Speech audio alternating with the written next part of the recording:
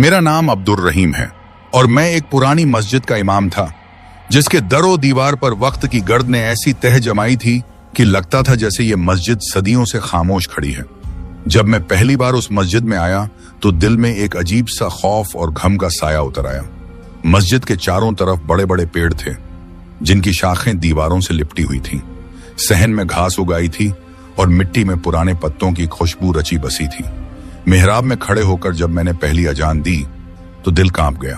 ऐसा लगा जैसे पूरी फजा मेरे साथ बोल रही हो, मगर जवाब कोई नहीं दे रहा। गांव के लोग उस मस्जिद में आना पसंद नहीं करते थे। कहते थे कि रात के वक्त वहां आवाजें आती हैं, कोई दरवाजा खोलता है तो कोई वजू खाने में बर्तनों की खनक सुनाई देती है। मैंने इन सब बातों को वहम समझा क्योंकि जिंदगी मैंने हमेशा भरोसे और इबादत के साथ गुजारी थी। मैंने सोचा अगर मस्जिद पुरानी है तो उसे फिर से आबाद करना मेरा फर्ज है। मैंने झाड़ू उठाई और तन्हा सफाई शुरू कर दी। सहन की जमी मिट्टी हटाने लगा, मिहराब के चारों ओर जाले साफ किए। दिन ढल गया तो मैंने मोमबत्ती जलाई और कुरान पाक की तिलावत शुरू कर दी। अगली सुबह जब उठा तो हैरत में पड़ गया। सहन में साफ पानी के बर्तन रखे थे, मस्जिद के अंदर सफाई हो चुकी थी। मैंने सोचा शायद किसी गांव वाले ने मदद की हो, मगर फिर ख्याल आया रात तो सब सो गए थे। उस रोज नमाज के वक्त कुछ गांव वाले आए। मैंने उनसे पूछा मगर सब बोले हम में से कोई मस्जिद नहीं आया। मैं खामोश हो गया।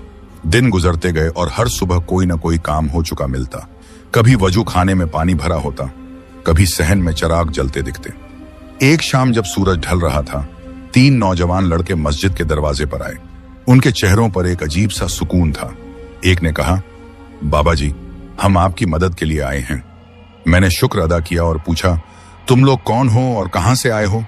उन्होंने कहा, हम इसी गांव के रहने वाले हैं। दिल खुश हुआ कि आखिर किसी ने मस्जिद की हालत देखी। वो तीनों खामोशी से मेरे साथ काम में लग गए। एक सफाई करता, दूसरा चिराग ठीक करता, तीसरा पानी के बर्तन भरता। रात गहरी हो गई तो मैंने कहा, अब घर जाओ बेटो। मगर वो बोले, हम ठीक हैं बाबा जी। फज्र से पहले वो चले गए। अगली सुबह जब मस्जिद पहुंचा तो देखा फर्श पर नया कालीन बिछा हुआ है। मैं हैरान रह गया क्योंकि मेरे पास तो पैसे नहीं थे। शाम को वो तीनों फिर आए। एक के हाथ में खाने का थाल था। वो बोला, बाबा जी आप अकेले काम करते हैं, हमें अच्छा नहीं लगता, हम रोज आपके पास आएंगे। मैं मुस्कुराया, तुम लोगों का दिल बहुत बड़ा है। यूं वो तीनों मेरे साथी बन गए। कभी मस्जिद के लिए सामान लाते, कभी खर्च खुद उठाते। जब मैं पूछता घर वाले नाराज तो नहीं होते, तो वो हंसकर कहते, बाबा जी हमें घर वालों की इजाजत है। उनकी बातों में एक सच्चाई थी जो दिल को छू जाती थी। वो न थकते थे न शिकायत करते। कई बार पूछा, दिन में कहाँ रहते हो? कहते, अपने काम में मशगूल होते हैं। एक रात मैं मस्जिद में तिलावत कर रहा था कि एक साया गुजरा। पीछे मुड़ा तो वही तीनों खड़े थे, चेहरों पर ऐसी रोशनी जैसे चांदनी अंदर से फूट रही हो। मैंने पूछा, इतनी रात गए क्यों आए हो? एक बोला, बाबा जी नींद नहीं आई, सोचा कुछ वक्त आपके साथ बिता लें। हम बैठे बातें करने लगे। वो दीन की बातें करते, गांव के हाल पूछते और कभी कभी यूं लगता जैसे मेरे दिल की बात जान लेते हों। कई महीने ऐसे ही गुजर गए। अब मस्जिद रोशन थी, गांव वाले आने लगे थे। लोग कहते, बाबा जी आपने कमाल कर दिया, मस्जिद को जन्नत बना दिया। मैं मुस्कुरा देता, दिल में शुक्र अदा करता कि मुझे ऐसे मददगार मिले। मगर जब भी मैं उन तीनों के बारे में गांव वालों से पूछता, सब अनजान बन जाते। कोई कहता, ऐसे नाम के लड़के कहते यहां नहीं। मैं हैरान रह जाता, सोचता शायद किसी दूसरे गांव से आते हैं। एक दिन दोपहर के वक्त आराम कर रहा था कि दरवाजा खटखटाया गया। बाहर निकला तो वही तीनों खड़े थे। एक बोला, बाबा जी आज हमने मस्जिद के लिए कुछ सामान खरीदा है। मैंने पूछा, कहां से लाए तुम लोग इतने पैसे? वो मुस्कुराए और बोले, बाबा जी आप बस दुआ करें। उनके जाने के बाद मैं देर तक सोचता रहा कि ये नौजवान आखिर कौन हैं जो बिना किसी गरज के इतनी खिदमत करते हैं।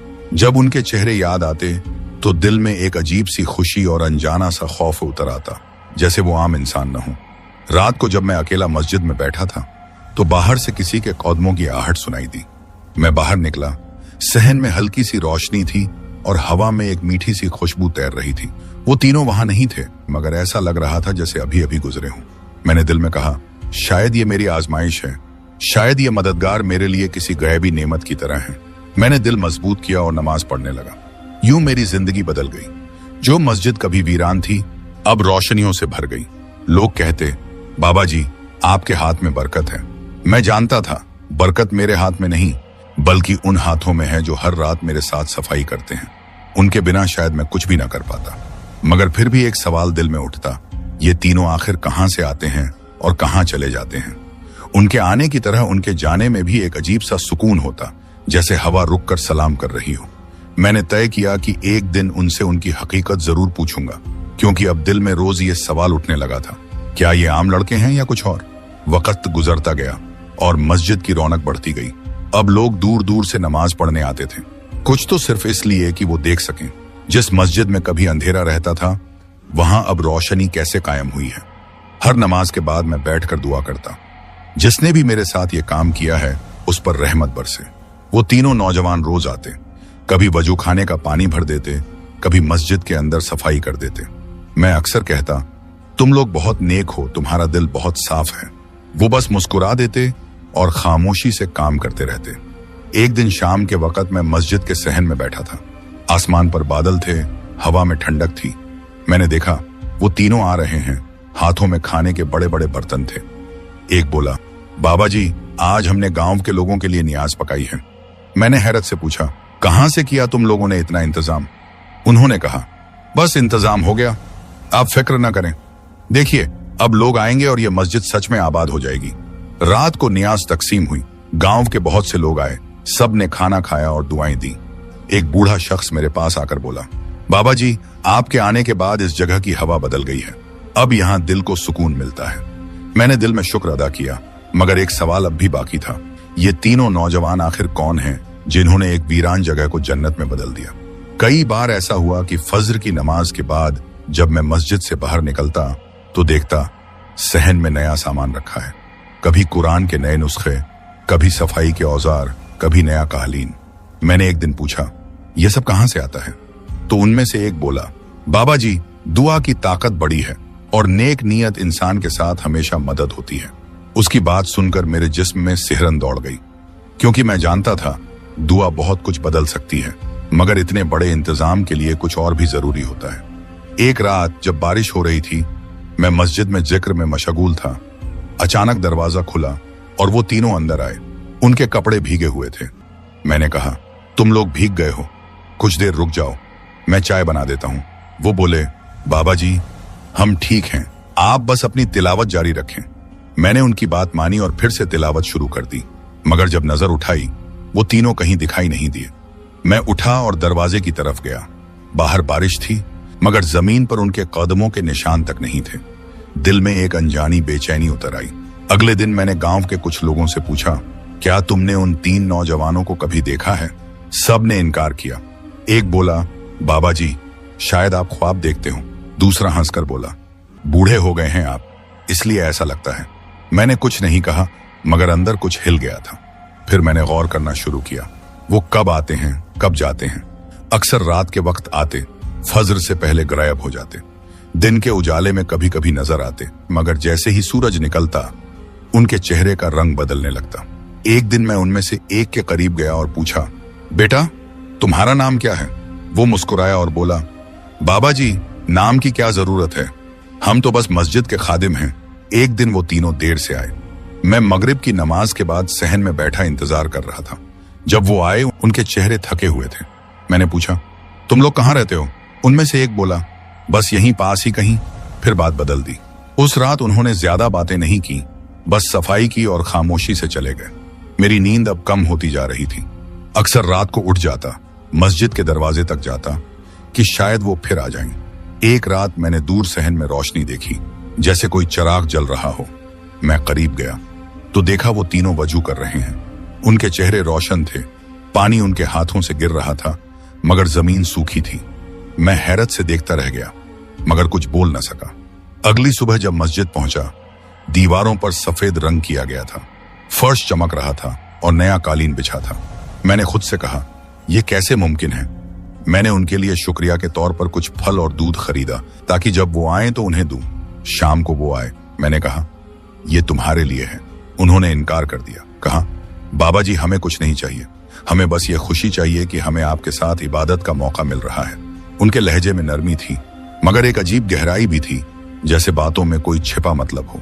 गांव वाले अब मुझ पर और ज्यादा भरोसा करने लगे थे। कहते, बाबा जी आपने कमाल कर दिया, आपके आने के बाद तो गांव के हालात ही बदल गए। मगर मेरे दिल में अब भी वही सवाल था कि ये तीनों आखिर किस दुनिया के लोग हैं। कई बार मैंने उनके पीछे जाने की कोशिश की, मगर जैसे ही वो मस्जिद के दरवाजे से बाहर निकलते वो नजर से ओझल हो जाते। अब मैं दिन रात यही सोचता कि इनकी हकीकत क्या है। क्या ये आम इंसान हैं या किसी और मखलूकर से ताल्लुक रखते हैं? कभी दिल कहता ये नेक लोग हैं जो मदद के लिए आए हैं, कभी दिल फुसफुसाता शायद कोई और हकीकत है जो अभी पर्दे में है। मैंने तय किया अगली बार जब वो आएंगे तो मैं उनसे सब सच्चाई पूछूंगा, चाहे जो भी हो जाए। कई महीने गुजर गए। मैंने उनके साथ बेहिसाब दिन और रातें गुजारी, हंसी, मेहनत, इबादत, मगर उनकी हकीकत मेरे दिल में एक चुभन बन गई थी। मैं चाहता था कि उनकी जुबान से सुनूं कि वो कौन है। एक रात मैंने ठान लिया, आज मैं उनसे पूछूंगा, चाहे वो नाराज ही क्यों ना हो। वो रात सर्द थी, आसमान साफ था, हवा में सन्नाटा। मस्जिद के दरवाजे के पास चराग की लौ हिल रही थी। मैंने वजू किया, नफल पढ़ी और फिर सहन में बैठ गया। कुछ देर गुजरी, दरवाजा धीरे धीरे खुला। वो तीनों अंदर आए, हमेशा की तरह खामोश, चेहरों पर वही नरमी, वही सुकून, जैसे दुनिया के दुख दर्द से आजाद हूं। मैंने उन्हें देखकर सलाम किया, उन्होंने जवाब दिया। मैंने कहा, बेटो आज मुझे तुमसे एक बात पूछनी है। उनमें से एक बोला, बाबा जी पूछिए। मैंने कहा, तुम तीनों आखिर कौन हो, कहां से आए हो और हर रात आकर मेरी मदद क्यों करते हो? उनके चेहरों का रंग बदल गया, वो एक दूसरे को देखने लगे। फिर सबसे बड़े ने धीरे से कहा, बाबा जी आप सच्चे इंसान हैं, इसीलिए हम आपको सच्चाई बताएंगे, मगर जो सुनेंगे वो हर किसी के लिए नहीं होता। मैंने कहा, मुझे बस सच जानना है, बाकी मैं संभाल लूंगा। उन्होंने एक दूसरे की तरफ देखा, फिर वो नौजवान जिसे मैं सबसे समझदार समझता था आगे बढ़ा। उसने कहा, बाबा जी हम इंसान नहीं हैं, हम जिनजादे हैं और ये मस्जिद हमारी रहाइश थी। मेरे जिस्म से जैसे जान निकल गई। मैं कुछ पल उन्हें देखता रह गया। वो तीनों खामोश खड़े थे, उनकी आंखों में रोशनी थी जैसे कोई चराग अंदर जल रहा हो। मैंने हौले से कहा, जिनजादे तो क्या तुम लोग बुरे हो? उन्होंने जवाब दिया, नहीं बाबा जी हम बुरे नहीं हैं, मगर हमारे आबाओ अजदाद ने गलतियां की थी, लोगों को डराया, उन्हें यहां से भगा दिया। इसी वजह से ये मस्जिद वीरान हो गई थी। हमने अपने गुनाहों का कफ्फारा अदा करने का फैसला किया और आपके आने के बाद हमने अहद किया कि आपकी मदद करेंगे ताकि ये जगह फिर से इबादत की जगह बन जाए। मैं हैरान रह गया, हाथ कांपने लगे, मगर दिल में कोई डर नहीं था, बल्कि एक अजीब सा सुकून उतर आया था। मैंने कहा, तुम लोग तो नेक काम में मेरा साथ दे रहे हो, फिर इंसानों से क्यों छुपते हो? उन्होंने कहा, बाबा जी हम इंसानों को दिखाई नहीं देते क्योंकि हमारा वक़्त मुख्तलिफ है। हम दिन की रोशनी में नहीं आ सकते। अगर कोई हमें दिन में देख ले तो वो डर जाएगा, इसीलिए हम सिर्फ रात के वक्त आते हैं। मैंने कहा, तुमने तो कमाल कर दिया बेटो, वीरान मस्जिद को जन्नत बना दिया, तुमने मेरा दिल जीत लिया। उनमें से एक बोला, बाबा जी आपकी नीयत साफ थी, इसीलिए हमें इजाजत मिली कि हम आपके साथ रहें। अब हमारा काम मुकम्मल हो गया है, मस्जिद फिर से आबाद हो चुकी है और गांव के लोग अब यहाँ नमाज पढ़ने आते हैं। हमें अब जाना होगा। मैंने कहा, नहीं बेटो तुम मत जाओ, तुम्हारे बिना ये मस्जिद खाली लगती है। उन्होंने कहा, बाबा जी हर चीज का वक्त मुकर्रर होता है, हमारा वक्त पूरा हो गया, अब हम सिर्फ कभी कभी आपसे मिलने आएंगे। मैंने उनके कदमों को छूना चाहा, मगर हाथ से कुछ न लगा, जैसे वो धुआं हो। वो तीनों मुस्कुरा दिए। उनमें से एक ने जेब से कुछ सिक्के निकाले और कहा, बाबा जी ये रख लीजिए, आपके काम आएंगे। मैंने वो सिक्के लिए। वो आम से लगते थे, मगर उनमें एक अजीब सी गर्मी थी, जैसे किसी ने अभी अभी उन्हें हथेली में थामा हो। मैंने पूछा, तुम कब जाओगे? उन्होंने कहा, अभी, फज्र से पहले, फिर कुछ दिनों बाद मिलेंगे। मैंने उनके लिए दुआ की। वो तीनों उठे। उनकी चाल में नरमी थी, कदमों की आहट तक नहीं थी।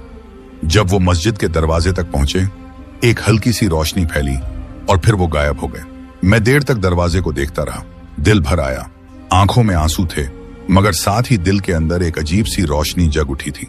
फज्र के वक्त जब गांव वाले आए, सब बोले, बाबा जी आज आपका चेहरा बहुत रोशन लग रहा है। मैं मुस्कुरा कर बोला, शायद दिल का बोझ उतर गया है। किसी ने कहा, बाबा जी आप अकेले तो नहीं लगते। मैंने उनकी तरफ देखा और दिल में कहा, मैं अकेला कहाँ हूं, वो तीनों अब भी यहीं हैं। मैंने उनकी दी हुई रकम से मस्जिद के लिए कुछ सामान खरीदा। सब हैरान थे, बाबा जी के पास इतने पैसे कहां से आए? मैंने बस कहा, यह सब अतिया है, रातों को कभी कभी मस्जिद के सहन में वही रोशनी दिखाई देती, वही मीठी खुशबू हवा में फैल जाती। मैं समझ जाता वो मुझे देखने आए हैं। उनके बिना दिल खाली हो गया था, मगर उन्होंने जो सुकून की रोशनी छोड़ी थी वो अब भी मेरे दिल में जिंदा थी। उन तीनों के जाने के बाद मस्जिद की खामोशी भी बदल गई थी। अब वहां गांव के लोग दिन रात आते जाते थे। मस्जिद पूरी तरह आबाद हो चुकी थी, मगर मेरे दिल में एक खला रह गया था। हर फजर के बाद मैं सहन में बैठता और उसी तरफ देखता जहां वो तीनों बैठा करते थे। कभी लगता जैसे वो अब भी यहीं हैं, कभी महसूस होता जैसे हवा में उनकी आवाज गूंज रही हो। मैं उनकी याद में आंखें बंद कर लेता और वो लम्हे याद करता जब वो मस्जिद के फर्श की सफाई करते या पानी के बर्तन भरते थे। दिन गुजरते गए, मैंने अपनी जिंदगी का हर लम्हा उसी मस्जिद से जोड़ दिया। अब मैं गांव के हर शख्स के लिए एक बुजुर्ग की तरह बन गया था। लोग अपने दुख दर्द लेकर आते, मैं उनके लिए दुआ करता और कहता, नेकी के रास्ते पर चलना कभी अकेले नहीं होता। जो खुलूस से मस्जिद का काम करता है उसके साथ हमेशा गैबी मदद होती है। लोग मेरी बातें सुनते और सर झुका देते, मगर मैं जानता था जो मैंने देखा था वो किसी के समझने के लिए नहीं था। एक दिन मस्जिद में कुछ मजदूर आए। उन्होंने कहा, बाबा जी, हम वजू खाने के बाहर नई दीवार बनाएंगे। मैंने इजाजत दे दी। शाम को जब वो जाने लगे तो एक मजदूर मेरे पास आया और बोला, बाबा जी, आज अजीब बात हुई। हमने जब मिट्टी खोदी तो अंदर से चमकदार पत्थर निकले, जैसे किसी ने वहां कुछ दफन किया हो। मैंने उसकी बात सुनी और कहा, बेटा, वो पत्थर मत निकालना, वो मस्जिद की जमीन की अमानत है। वो सर हिलाकर चला गया, मगर मेरे दिल में एक अजीब सा एहसास जाग उठा। रात को मैं वहां गया, जमीन से हल्की सी रोशनी निकल रही थी। मैंने दुआ मांगी और वापस आ गया। अगली सुबह जब जागा तो मस्जिद के अंदर ताजा पानी के बर्तन रखे थे, जिन पर शबनम के कतरे चमक रहे थे। मेरे जिस्म में सिहरन दौड़ गई। मैंने दिल में कहा, वो वापस आ गए हैं, वो मुझ पर नजर रख रहे हैं। मैंने शुक्र अदा किया और नाश्ता किया। उस दिन के बाद हर दूसरे या तीसरे दिन कुछ न कुछ ऐसा होता जो बताता कि वो तीनों कहीं ना कहीं करीब हैं। कभी कोई आकर कहता, बाबा जी, रात मस्जिद के ऊपर हल्की सी रोशनी देखी है। कभी कोई कहता, बाबा जी, मस्जिद के दरवाजे के पास किसी के दुआ मांगने की आवाज सुनी है। मैं गांव वालों को तसल्ली देता। ये सब खैर की बातें हैं, मगर मैं जानता था वो मेरी बात समझ नहीं सकते। मैंने महसूस किया कि मस्जिद की फजा में अब वही सुकून है जो उनके आने पर हुआ करता था। रातों को मैं जागता और कुरान पढ़ता। अक्सर ऐसा लगता जैसे कोई मेरे पास बैठा सुन रहा हो। कभी कभी हल्की सी हवा आती और चिराग बुझने लगता। मैं समझ जाता वो यही हैं। मैं कहता, मेरे बेटो, तुमने वादा किया था कि कभी कभी आओगे और तुमने वादा निभाया। एक दिन मेरा बेटा बहुत बीमार हो गया। मैं बेहद परेशान था। डॉक्टर ने कहा, इलाज के लिए पैसे चाहिए। मेरे पास कुछ भी नहीं था। मैं मस्जिद में जाकर दुआ मांगने लगा। रात को जब सहन में बैठा था तो किसी ने मेरे कदमों के पास एक कपड़ा रखा। मैंने उठाकर देखा, उसमें पैसे थे। मेरी आंखों से आंसू बह निकले। वो वही तीनों थे। अगले दिन मैंने उन्हीं पैसों से अपने बेटे का इलाज करवाया और वो ठीक हो गया। उस दिन के बाद मेरे अंदर एक पक्का यकीन उतर आया कि नेक नियत इंसान कभी अकेला नहीं रहता। अगर उसके दिल में इबादत का जज्बा हो तो उसके लिए आसमान से भी मदद उतरती है। अब गांव के लोग मुझसे दुआ करवाने आने लगे। उनके घरों के झगड़े खत्म हो जाते, बीमार लोग शिफा पा जाते। सब कहते, बाबा जी के हाथ में करामत है।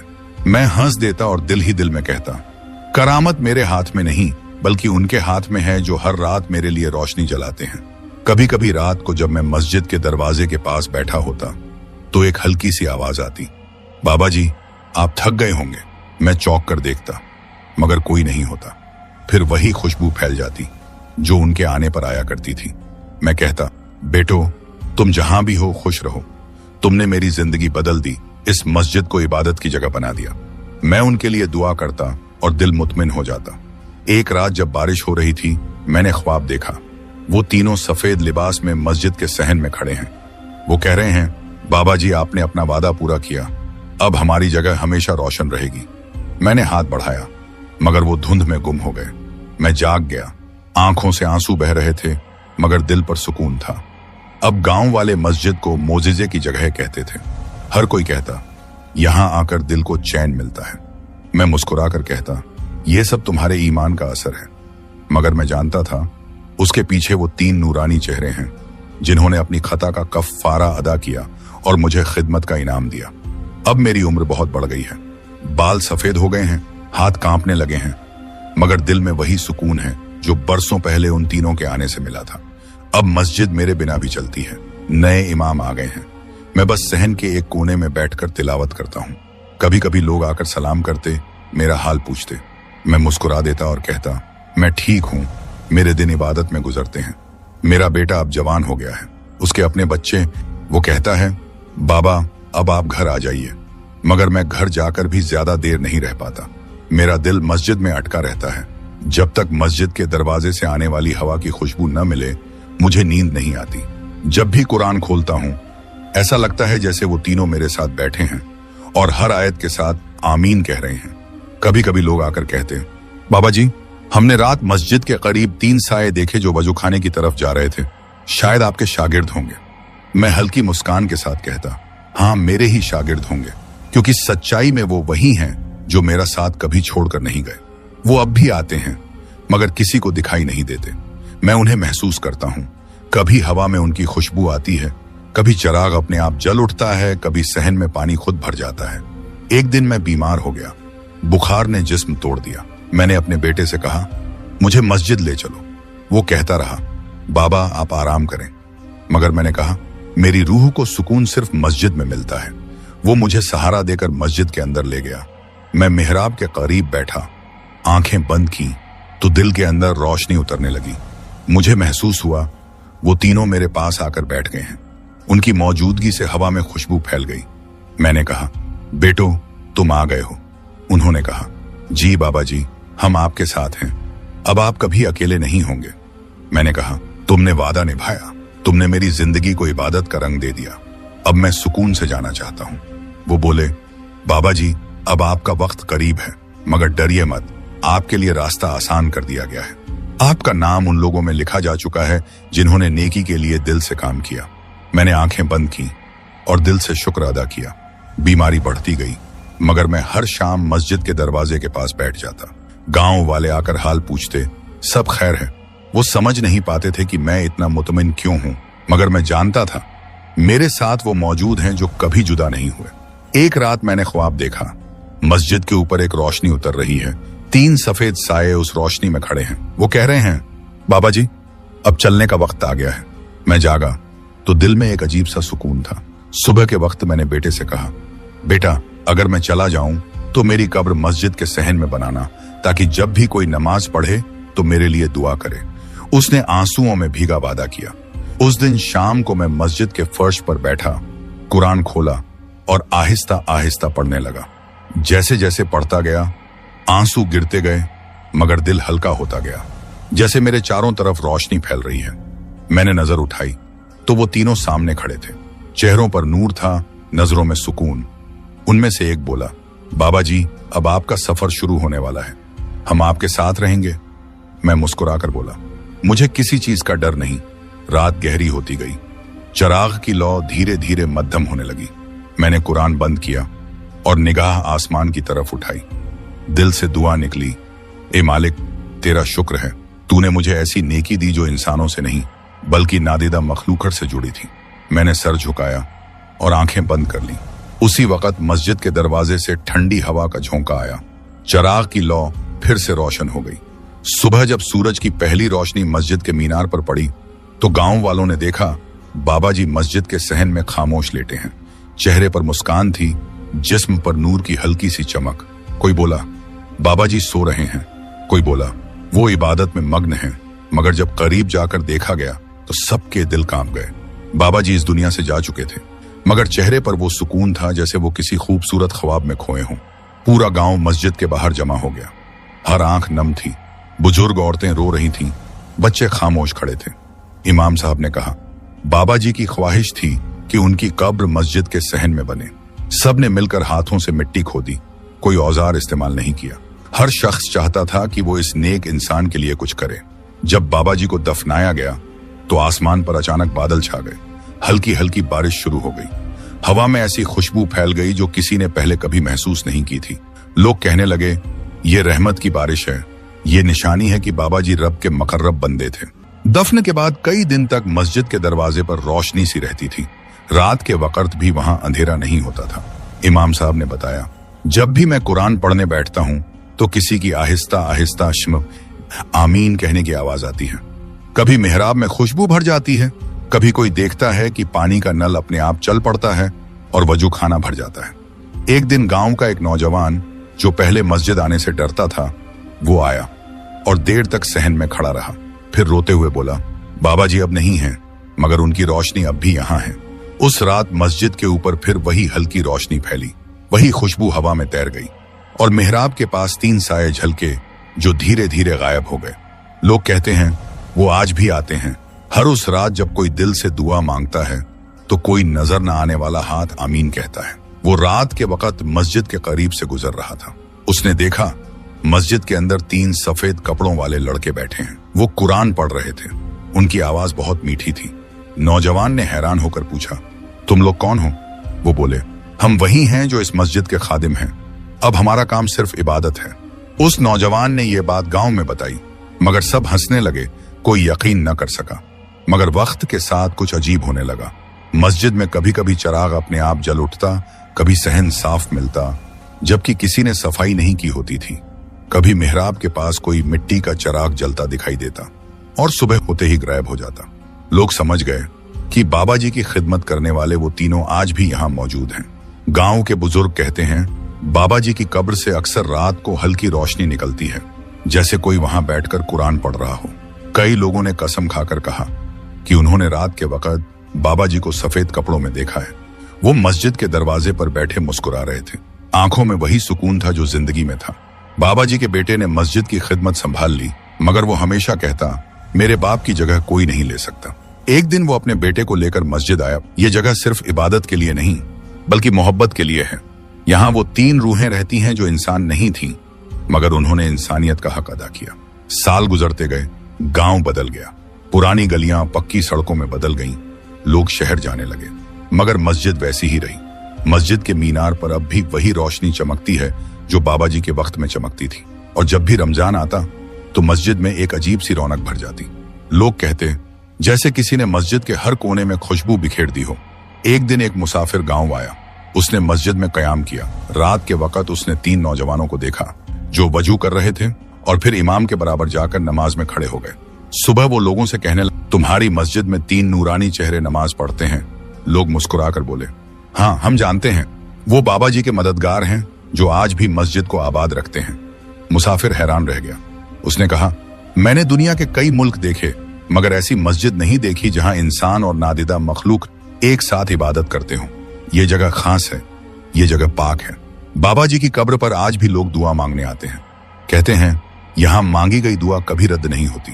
एक औरत कहती है उसका बेटा बीमार था, वो बाबा जी की कब्र पर आई, दुआ मांगी, अगली सुबह बेटा ठीक हो गया। एक किसान कहता है जब बारिश नहीं होती तो मैं यहाँ आकर दुआ करता हूँ और शाम तक बादल घिर आते हैं। अब लोग इस मस्जिद को बाबा वाली मस्जिद कहते हैं। इस नाम से गांव के बाहर के लोग भी वाकिफ हैं। हर आने वाला झुककर सलाम करता है। मस्जिद के दरवाजे पर अब एक तख्ती लगी है जिस पर लिखा है, ये वो मस्जिद है जिसे एक बूढ़े इमाम ने आबाद किया, जिनकी मदद 3 नादीदा नौजवानों ने की जो इंसान नहीं थे, मगर उनसे ज्यादा इंसानियत उनके अंदर थी।